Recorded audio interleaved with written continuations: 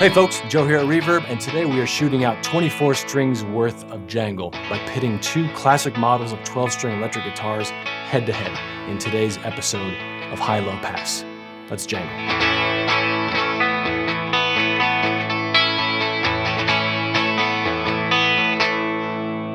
So today, in one corner, we have what many may consider to be the epitome of the 12-string sound with a Rickenbacker 12-string. And then in the other corner, it's much more affordable contender, a Danelectro 12. Let's start with the Rick. The Rickenbacker 12 strings. It's hard to even speak to the influence that these guitars have had over the decades, especially being pioneered by the Beatles, the Byrds, Tom Petty, and many more. There have been many iterations of Rickenbacker 12 strings through the years. However, some common features have been maple body, rosewood fingerboard, the stereo Rico sound output, and of course the classic toaster top pickups, which in combination with these controls and the semi-hollow body offer a broad range of tone, a warm mid-range, and a high end that is able to cut through without being shrill or piercing. It's that classic 12-string sound. So Rickenbacker 12 strings are going to fall into the $2,500 to maybe even $4,000 range or beyond, depending on the year. And for that price point, you're getting that build quality, that attention to detail. These are made in California. These are not assembly line guitars. They feel that way as well. This guitar feels amazing. Depending on the year, you might also be getting a piece of rock and roll history with these guitars. So definitely a lot of value in that. This one in particular is a 1993 Plus, which is a variation of Pete Townshend's 60s model that he had made for him at Rose Morris in London. One very cool feature about this is the F-hole per Townshend's request, as opposed to the normal cat's eye hole for the semi-hollow body. Another cool thing about this is a bit of a wider neck, which feels amazing. Some Rick 12s have very skinny necks, and although super fun, some things are kind of hard to get to. This is feels way more manageable in the full range of the fingerboard.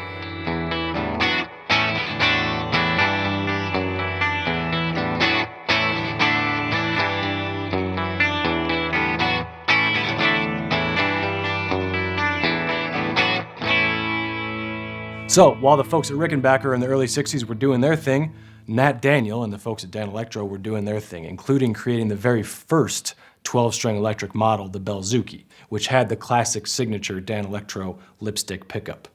Many inspirations and iterations of these models and associations with players like Jimmy Page made Danelectro classic in their own right.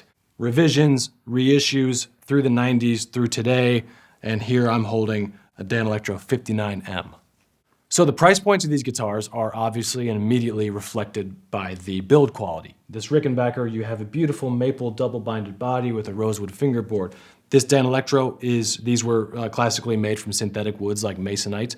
Today they're made in Korea with plywoods and other synthetic woods, Pau-Ferro fretboard. It feels much lighter. You can find these for $400 to $700 or so. The combination of all that stuff with these lipstick pickups, which offer an amazing, cool, surfy, jangly, bright tone, is still an instrument that carries its own voice.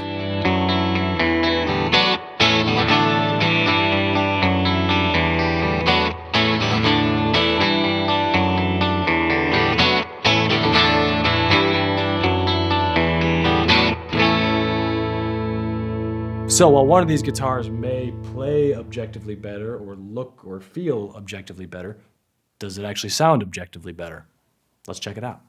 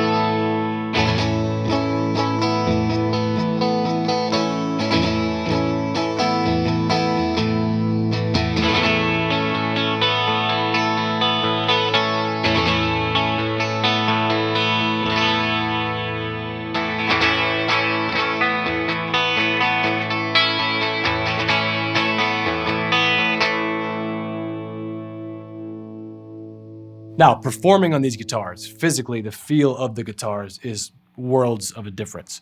Sonically, to my ear, I'm hearing a difference in the mid-range and the high-end. The Rickenbacker definitely sounds more scooped in the mids, and on the high-end, there's more airiness to the chime. There is the chime there, that airiness, that kind of classic sound. The Danelectro 12 sounds a bit more focused in the mid-range, like it has a hump in the mid-range, and the high-end sounds more like straight treble. So it's like treble or chime. We can let that discussion unfold in the comments if you want.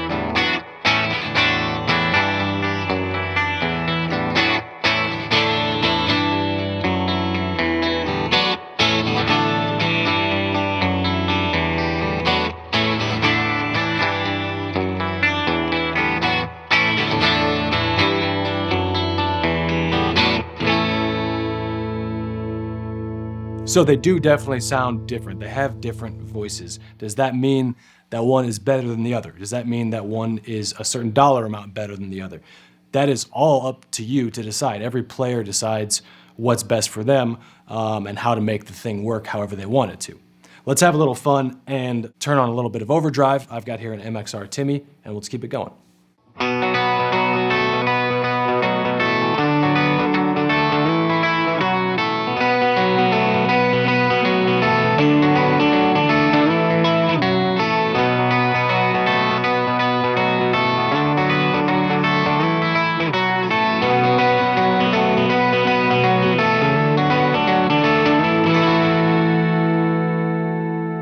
There you have it, friends. Two classic 12-string electrics, two completely different price points. If you're shopping for a 12-string, click the link in the description. Lots of listings on Reverb for other kinds of 12-strings as well. If you have another favorite other than these two, let us know in the comments. I hope you enjoyed this, and thanks. This has been High Low Pass. See you next time.